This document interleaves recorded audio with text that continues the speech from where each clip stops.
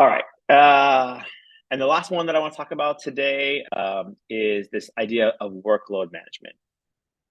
So this one is maybe the most complex, but also a very, very powerful construct, and one that we took full advantage of at Netflix, and apparently had the biggest impact on reducing our overall spend across data.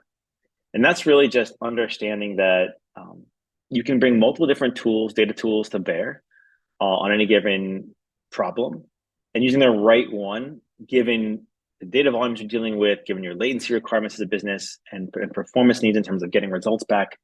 If you take those into account, you can choose the right tool for the job and really get those cost performance trade-offs dialed in.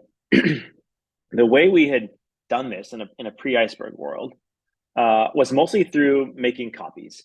And this wasn't cost effective, but it gave us the performance guarantees that we needed for different styles of workloads.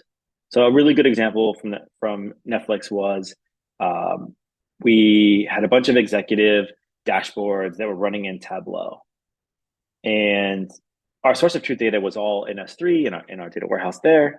But running Tableau dashboards, high performance Tableau dashboards against S3 just didn't work. It didn't scale for us.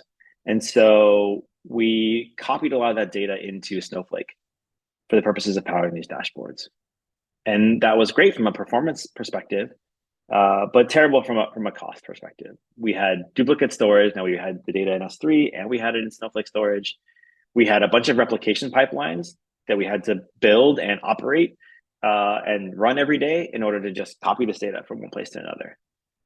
That introduced additional governance problems because now we had to sort of secure this data in two places.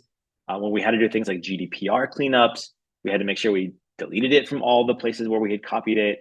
And inevitably, what happens anytime you make copies of data is the numbers don't line up. And this is like a data engineer's worst nightmare. It's like, hey, how come your membership number is different than my membership number? And Netflix, that was not a good place to be. And erodes trust in the data platform and the data team. And so there's, it can be expensive on a lot of different fronts.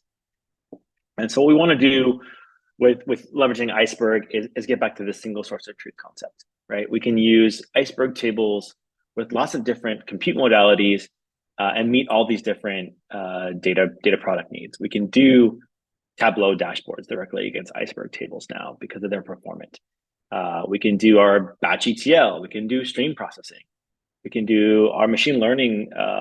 Imagine at Netflix, we did a ton of that for recommendations and all our algorithms. All that ran against the Iceberg tables on S3.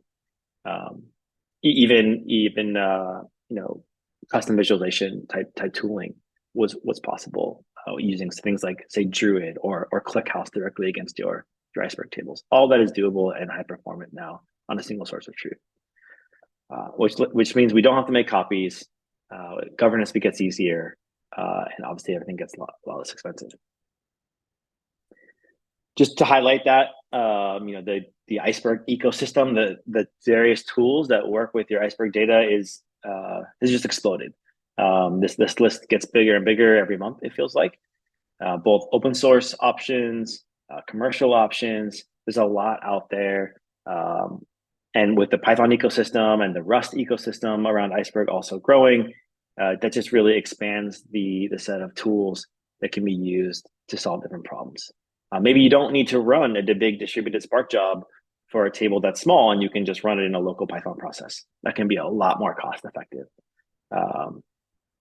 So there's really good opportunities to understand what your workloads are and move them to the right tool set, and save a lot of money, and don't have to spend necessarily. Like Snowflake is a fantastic compute engine. It's also expensive, so you want to pay for that performance when you need it, but you don't want to pay for it across every single workload. You don't necessarily want to pay for it just to do all your ETL when their performance isn't that critical. So you want to be able to choose the right tool for the job.